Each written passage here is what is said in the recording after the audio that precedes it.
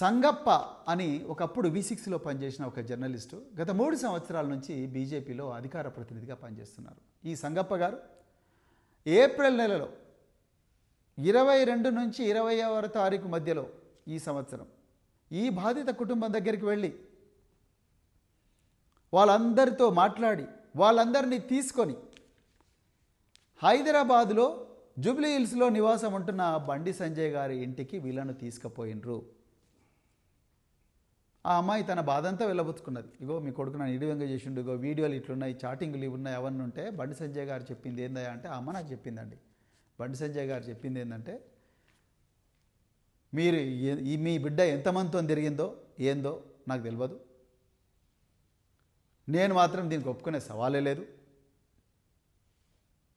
ఇంకోటి కూడా మీకు ముచ్చట చెప్పాలనుకుంటున్నా, నేను మా బీజేపీ పార్టీ నన్ను బీజేపీ రాష్ట్ర అధ్యక్షుడి పదవి నుంచి తీసేస్తే నా కోసం 8 మంది ఆత్మహత్య చేసుకున్నారు. ఇంకా నా సంగతి ఏందో మీకు అర్థమైంది కదా. రేపు మీ మీద ఏం జరిగినా అమ్మలా నేను రెస్పాన్సిబుల్ కాదు, నకరాలు చేయకూరి, ఇక్కడి నుంచి వెళ్ళిపోండి, ఏదైనా సెటిల్ చేసుకుందాం అని చెప్పి భయపెట్టించి పంపించిండట. ఇది సంగప్ప గారి సమక్షంలో జరిగింది.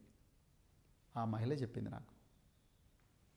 ఇవాళ నేను హైదరాబాద్ పోలీస్ కమిషనర్ గారిని, డీజీపీ గారిని డిమాండ్ చేస్తా ఉన్నా, బండి సంజయ్ గారి ఇంటి దగ్గర ఉండే సీసీటీవీ కెమెరాల ఫుటేజ్ అర్జెంటుగా తీసుకోండి, ఆయన కాల్ డీటెయిల్స్ తీసుకోండి, సంగప్ప కాల్ డీటెయిల్స్ తీసుకోండి, ఈ బాధితుల కాల్ డీటెయిల్స్ తీసుకోండి, వాళ్ళ టవర్ లొకేషన్స్ చూడండి.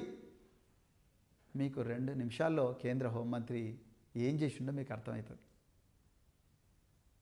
మీరు అవన్నీ చేయలేదు, ఇంకా మీరు ఆయన కాపాడాలని ప్రయత్నం చేస్తున్నారు. ఎందుకంటే రేవంత్ రెడ్డికి ఎట్లనే చేసి బండి సంజయ్ని కాపాడాలన్నది ఈ మహిళల మీద వీళ్ళకుండే గౌరవం ఏదో మనకు అర్థమవుతున్నది.